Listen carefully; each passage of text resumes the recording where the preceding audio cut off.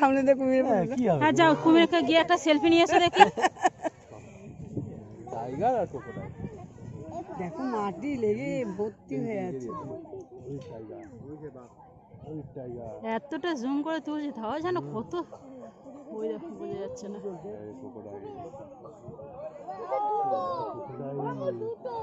এই এবার দৌড়াচ্ছে বা ওই যে যাচ্ছে বাংলাদেশে দৌড়াচ্ছে দেখো। Tiger crocodile